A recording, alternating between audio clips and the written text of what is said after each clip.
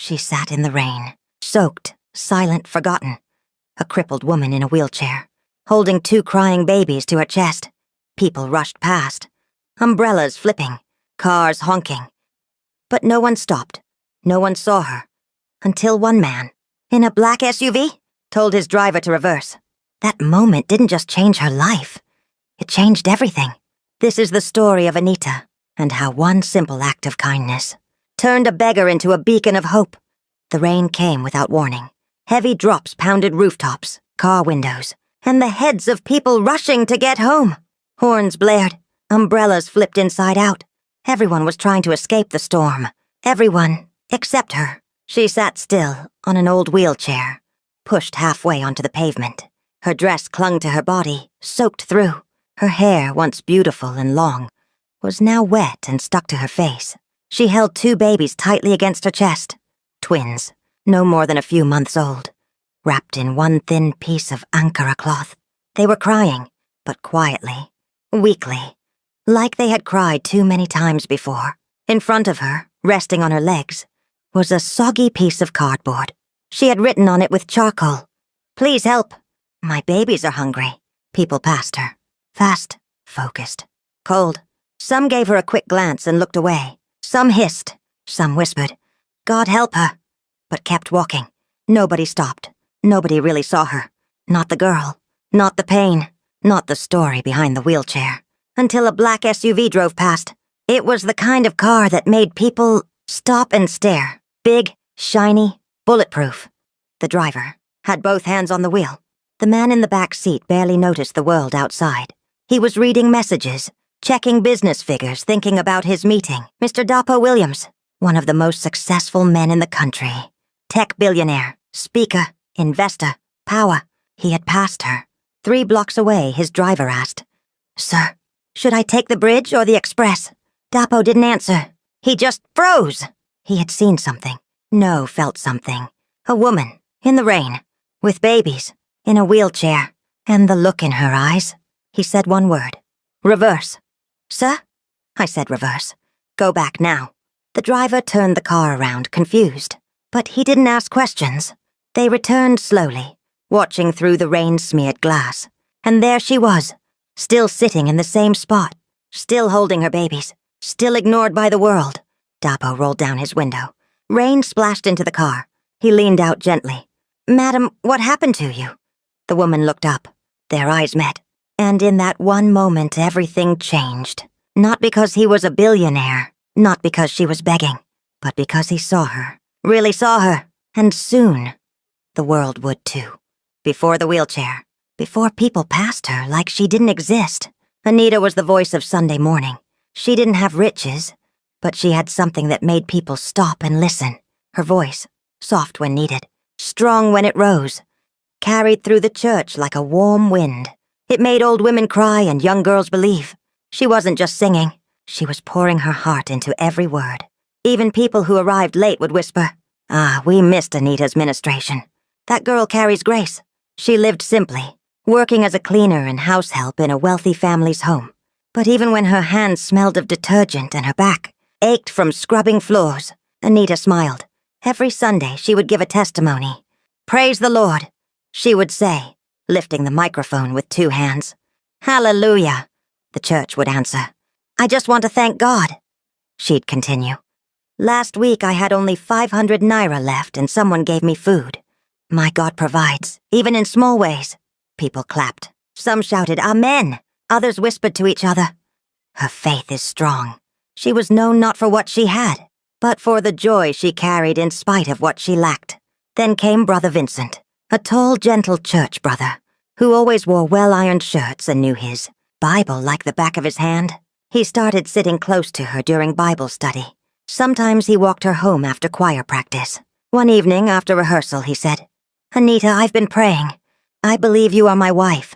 Anita's heart skipped. No one had ever spoken to her like that before, especially not a man from church. A man with vision, with faith, with fire. He fasted with her. He prayed with her. He told her that God showed her to him in a dream. The church approved. The pastor blessed them. The women tied headscarves and danced at their small wedding held in the church's side hall. Anita wore a borrowed gown, Vincent held her hand tightly. She whispered, "Thank you, Lord," as they said their vows. Later, when she became pregnant, Vincent had lifted her and spun her around. "Twins! Double blessings!" he shouted, laughing. They were planning for a future full of praise. But what Anita didn't know was that some men pray with you until life tests the prayer. And when the fire gets hot, not every man stays. Anita's belly grew fast. The doctor confirmed it again. Twins. 2 heartbeats. 2 lives. Vincent was overjoyed. "We prayed for one, and God gave us 2, he said, tears in his eyes. "This is proof that we are chosen." Anita smiled. She rubbed her belly each night, singing softly to her unborn daughters. They started planning names, Hope and Joy, because even in struggle Anita believed their home was blessed. Vincent became distant as the pregnancy moved into the 3rd trimester. He said he was busy, that he needed to work extra hours, that the babies needed money. He stopped praying with her. He came home late. Some nights he didn't come home at all. Anita didn't complain. She just held her belly and prayed. "Lord, help him. Give him strength. Bring him closer again." But on the night her water broke, Vincent rushed her to the hospital. He looked scared, but he still kissed her forehead and whispered, "You're strong. I'm right here." The labor was long and painful. Anita screamed. She bled. The twins arrived crying, but something was wrong. There had been complications. The pressure during delivery had damaged her spine. Her legs no longer moved. The doctor called her husband aside and gently explained, "Her spine is injured. She may never walk again." That night, while Anita was still unconscious, he told the nurses, "I'm going to buy baby food." He never came back. When Anita woke up the next morning, a nurse sat beside her. "Your babies are healthy," she said softly. "But your legs, you may not walk again." Anita's voice trembled. "Where is my husband?" The nurse looked away. Later, a hospital cleaner who knew him spoke quietly. "He packed all his things and left. Said he couldn't live with a cripple," told the nurse. "Let God help her." Anita lay there in silence. No screaming, no tears, just silence. She looked at her twin girls. Tiny, beautiful, full of life. She pulled them close. "I can't walk," she whispered. "But I can love, and I can fight." That night, as the babies cried and her body burned with pain, Anita prayed the hardest prayer of her life. God, if you're still there, don't let me die like this. Even if I have to crawl, I'll protect my children." Anita stayed in the hospital for days after the delivery. Her babies, Hope and Joy, were healthy but small. They cried a lot, hungry, confused by the world they had just entered. Anita couldn't stand to rock them. She couldn't walk to the nurses. She couldn't even go to the bathroom without help. All she could do was pray and start making calls. One by one, she dialed every number in her phone, hoping someone, anyone, would come to her aid. She called church members. No answer. She texted the pastor's wife. No reply. She called Vincent's cousin, the one who danced at their wedding. Switched off. She tried the church group chat. She wrote, "Please, I need help. I can't walk. I just had twins. I have no food. No money, no one."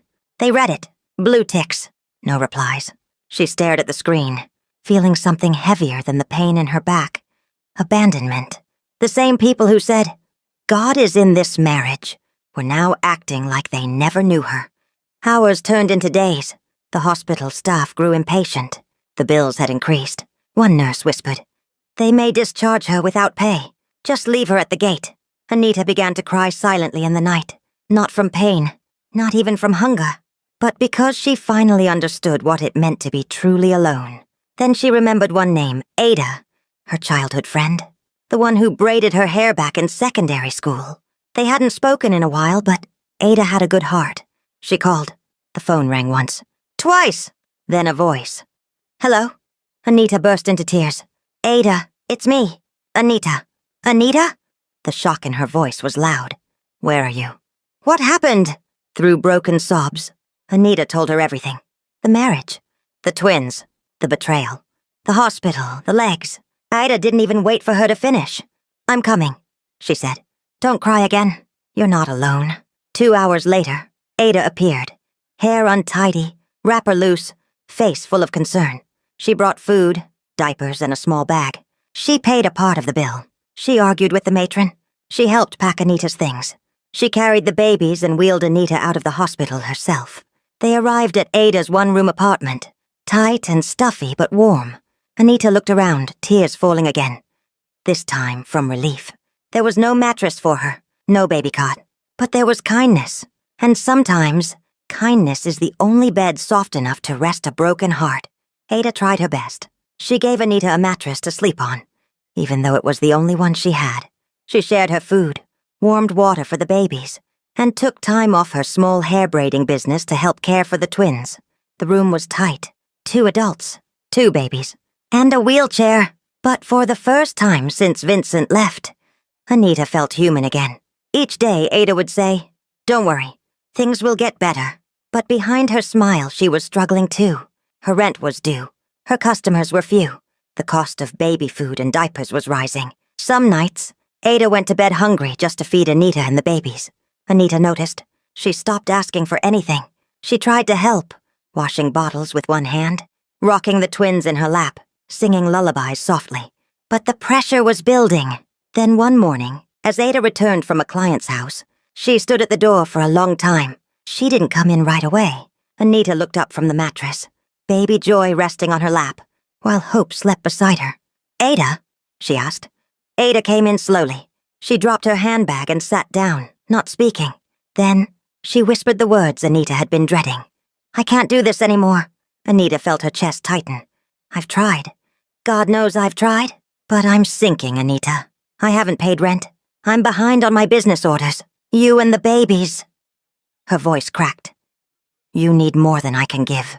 You need help, real help. I'm just one person." Anita blinked fast to hold back her tears. She didn't get angry. She didn't blame her. Instead, she whispered, "Thank you for keeping us this long. If this is the end, I understand."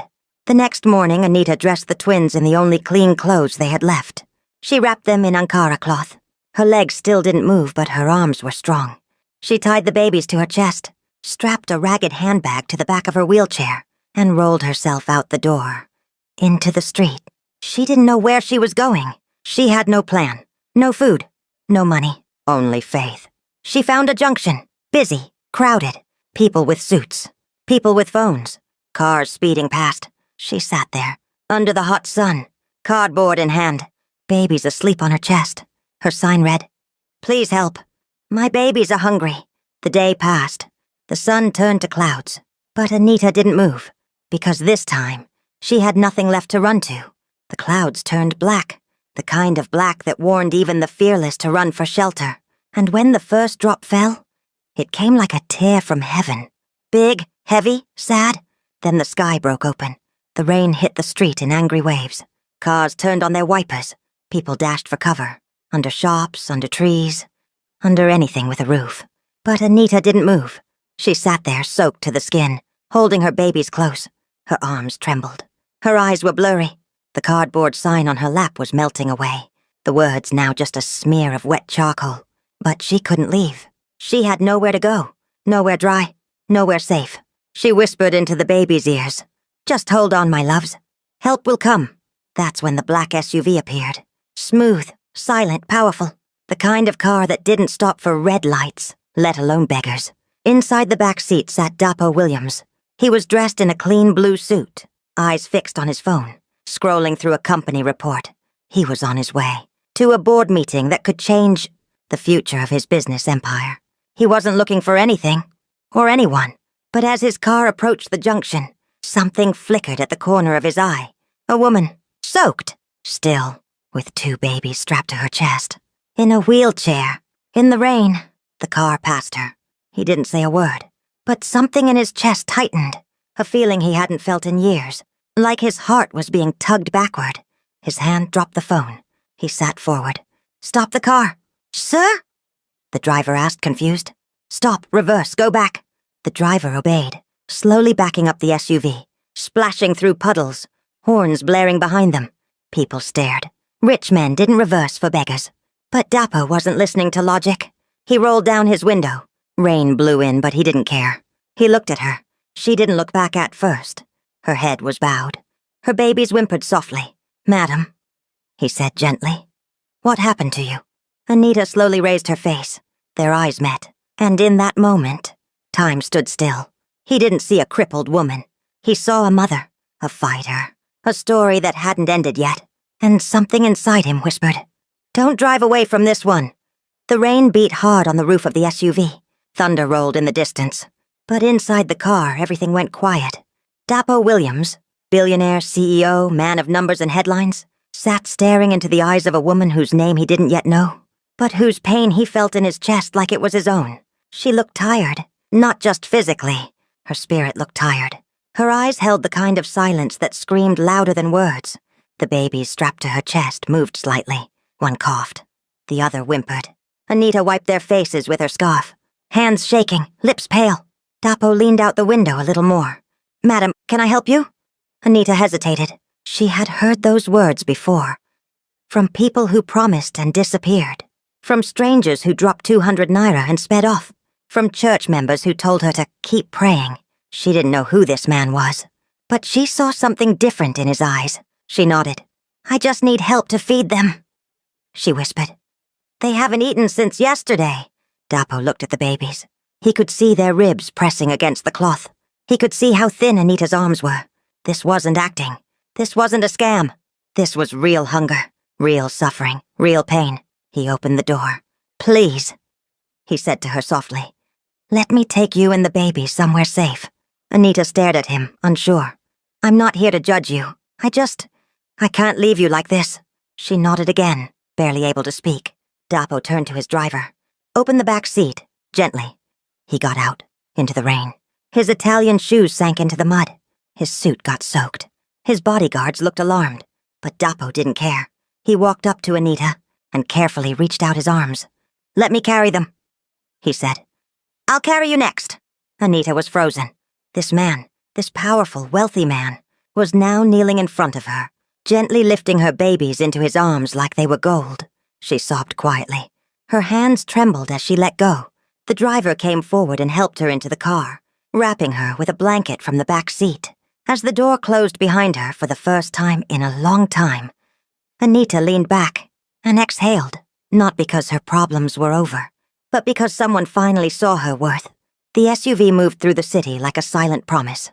Anita sat in the back seat, soaked, speechless, clutching her babies as they slept against her chest.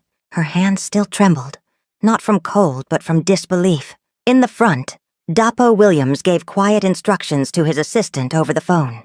"Clear my evening. Cancel the board meeting. I'll explain later." They pulled into a large, quiet estate. High walls, iron gates, flowers blooming in the rain. A white mansion stood at the center.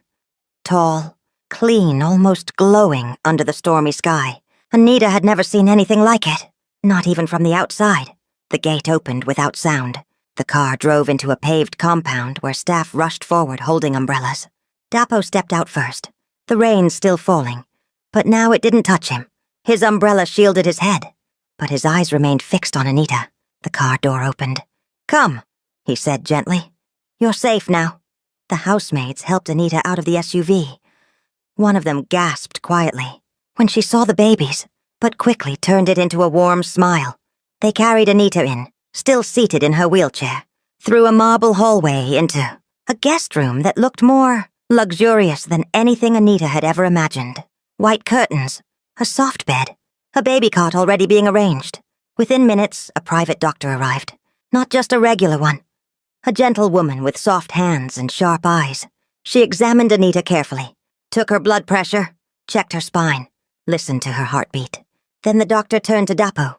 "She's very weak, malnourished, dehydrated, completely worn out," she said softly.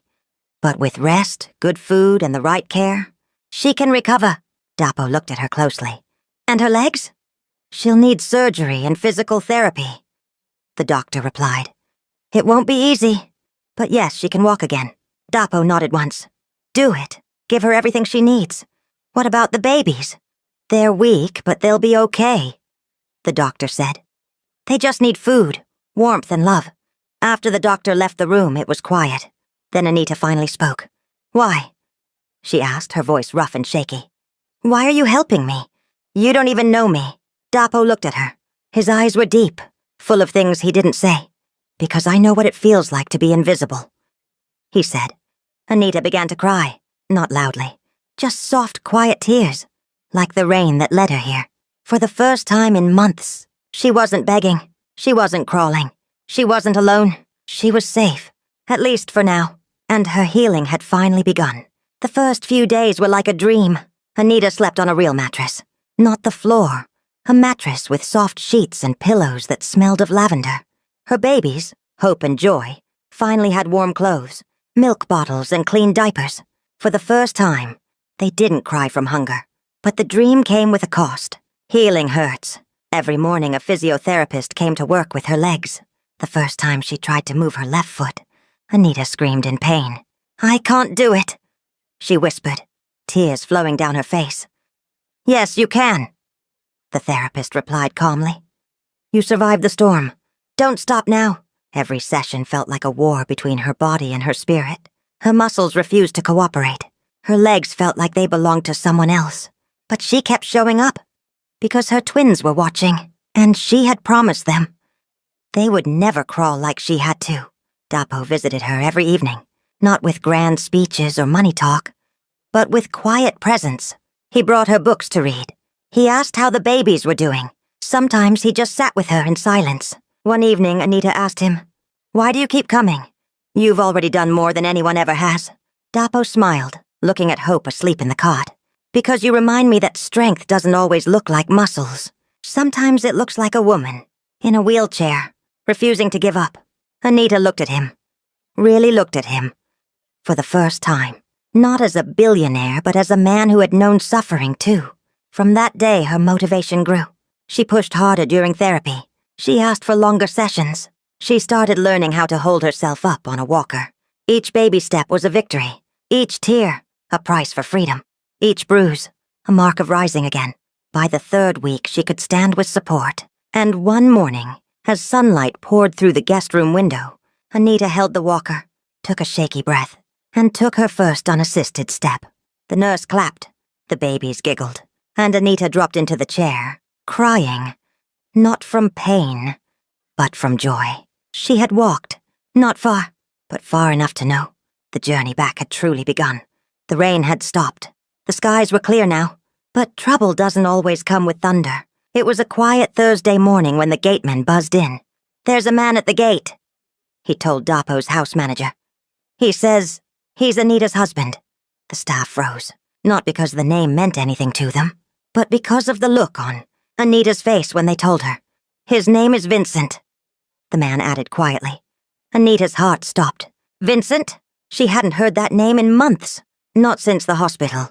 Not since he left her and the twins, walking away without a word, leaving behind only a bag of baby clothes and a life full of broken dreams. "What does he want?"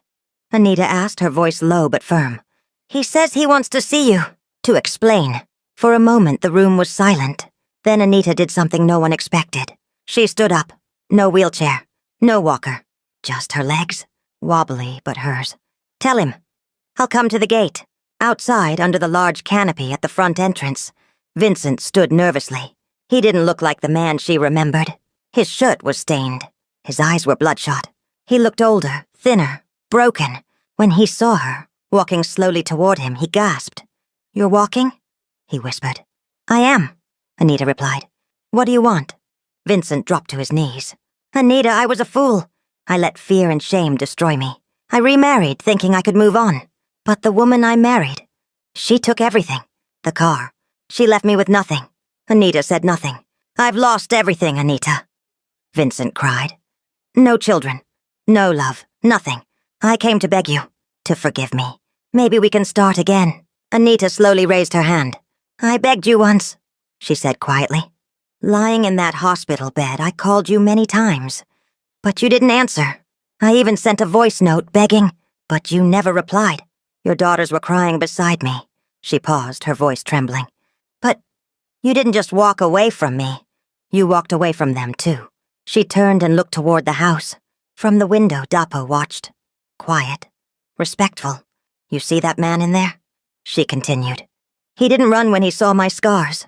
He stayed. He carried me when I couldn't stand. Loved my children when I had nothing." Vincent bowed his head in shame.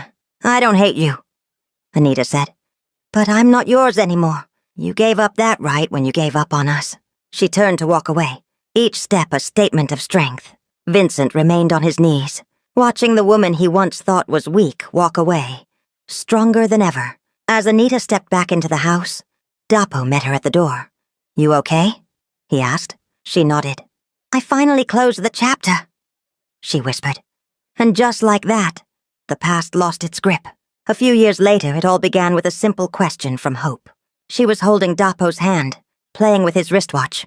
Uncle Dapo, she said with a curious tilt of her head. Are you my daddy now? Dapo looked at Anita. The room fell quiet. Anita gently pulled Hope into her arms, smiling. Why do you ask that, baby? Because he gives me milk. He reads to me. He's nice to Mommy. Daddies do that, right? Dapo's heart clenched. He had built companies from the ground up, closed billion-dollar deals, sat at the table with kings. But nothing had ever hit him harder than that small, innocent question. That night, Dapo couldn't sleep. He walked through the hallway of his house, deep in thought. Since he lost his wife, the love of his life, to a terminal illness, he had been alone. He never planned to marry again. He just focused on his work and building his empire. Then he quietly opened the door to the guest room, where Anita was sleeping with the girls. They were all fast asleep, curled up together like pieces of a puzzle that finally fit. And in that quiet moment, Dapo felt it. It wasn't just love. It was purpose. It was healing. It was home. 2 days later, he invited Anita and the twins to a quiet dinner on the rooftop of a private garden. The city lights sparkled below, and fairy lights danced above them. The air smelled like jasmine and new beginnings. Anita wore a simple yellow dress, her hair in soft braids. Her limp had improved. She no longer needed support. You look beautiful, Dapo said, handing her a flower. She blushed. This is too much, Dapo. Why are we doing all this? He smiled. For gratitude, he said, and for one question. As soft violin music played in the background, Dapo knelt on one knee. Anita gasped. The twins clapped, thinking it was a game. But Dapo's voice was steady, emotional. Anita, I met you in the rain, broken but not defeated. I've watched you fight your way back, step by painful step. I don't just want to help you anymore. I want to build with you, love you, raise your girls as mine. Will you marry me? Anita's hand flew to her mouth. Tears spilled down her cheeks, not because she was weak, but because this was the miracle she never saw coming. Yes, she whispered. Yes, Dapo. 1,000 times yes. Hope and joy clapped again, this time understanding more than anyone realized. That night under the stars, the crawling woman became a bride-to-be. And the man who once drove past her in the rain, he had finally found the treasure he didn't know he was searching for. They didn't want a grand wedding. Anita said it simply. We've seen enough noise in life. Let this be peaceful. Let it be sacred. And so, under the soft shade of a giant mango tree behind Dapo's family compound, with close friends and a few elders present, Anita and Dapo exchanged vows. There were no limousines or celebrity guests, no fireworks, no drama. But there was love, real, raw, and deep. Hope and Joy stood beside their mother, dressed in tiny white gowns that matched hers. Dapo had tears in his eyes the moment he saw them walk down the aisle holding her hands. The man who once believed money could solve every problem now stood trembling, not from fear, but from gratitude. He was marrying a woman who had survived fire and come out gold. The officiating pastor asked him to say his vows. He looked at Anita, her skin glowing in the late afternoon sun, her strength more beautiful than any designer gown. I saw you that day in the rain, he began, voice steady. And something in me refused to drive away. I know now. It was God stopping me. Anita, you've taught me the meaning of strength, the weight of sacrifice and the power of forgiveness. I vow to be your partner in pain, your warrior in storms, and your joy in every new day. Anita's voice trembled as she replied. I came to your world crawling. I had nothing, but you gave me dignity, and with it you gave me life. You loved me when I was broken. You loved my children like they were your own. I vowed to walk beside you, not as a shadow, but as a partner, a mother, a woman who has found healing in your love. The crowd wept. Even the clouds seemed to pause. When they kissed, it was not the kiss of fairy tales. It was a kiss of redemption, of journeys that had taken different routes and finally met in the middle of grace. After the ceremony, The women from the Trinity Foundation surprised them with a framed photo. A picture of Anita in the rain. On that day she was begging, and next to it a photo from today's wedding. Same woman, same twins, but a different ending. Everyone who saw it cried. Hope and joy danced around their parents, singing songs they'd learned at the foundation. Later that night, Dapo carried Anita gently into their new home. This was no mansion. This was family. This was forever. The sky was painted gold that morning. Inside a brand new multi-purpose center, hundreds of women gathered, some on crutches, some holding babies, many with scars that life had carved into them. But all of them had one thing in common. They had been forgotten. Until now. The building was named the Anita Grace Center, and today it was officially opening. A school, a shelter, a clinic, and a business training hub, all under one roof. Anita stood on the stage, no longer needing a wheelchair, no longer hidden behind pain. She wore a deep green gown and walked with grace, every limp in her step a testimony to the strength that got her here. Beside her stood Dapo, proudly holding hope and joy, now 5 years old, bright-eyed and full of life. They wore matching dresses, and on their necks hung pendants, shaped like tiny hearts, the symbol of the foundation their mother had built. As the cameras flashed and the media gathered, Anita stepped forward to speak. Her voice was calm, but every word struck deep. 5 years ago, I was begging on the roadside in the rain. I had nothing but 2 babies and a broken body. I thought life had ended for me. But someone stopped. One man saw me not as a nuisance, but as a human being. He gave me a second chance, and with that chance, I have found purpose. Today I stand not as a victim, but as a victor. This center is not just my dream. It is yours. For every woman who has crawled through life with no help, for every mother who has begged to feed her child, this place is yours. The hall erupted in cheers and tears. Behind the stage, a man stood in shadows. It was her ex-husband. He looked worn. Life had drained him, stripped away his pride. A bottle hung loosely in his hand. He smelled of alcohol. His steps were unsteady, but he came anyway. He came for one reason: forgiveness. Anita saw him from a distance. Their eyes met, and without anger, without fear, she walked toward him, calm and steady. I came to say I'm sorry, he mumbled, not quite meeting her eyes. Anita stood tall, her voice firm but kind. I forgive you, she said. Not for your sake, but for mine. My life has moved on. You were only a chapter, not my ending. He fell to his knees, overcome with shame. But Anita didn't linger in the past. She gave him one last look, a look filled with grace, then turned and walked back to her family, whole, free, and finally at peace. Later that evening, as the sun set behind the city, Anita sat on her balcony beside Dapo. Hope and joy were inside, coloring drawings of the center. Do you ever think about that day? Dapo asked. Anita nodded. The rain, the wheelchair, the hunger. It feels like another life. He took her hand. And this life? He asked. She smiled.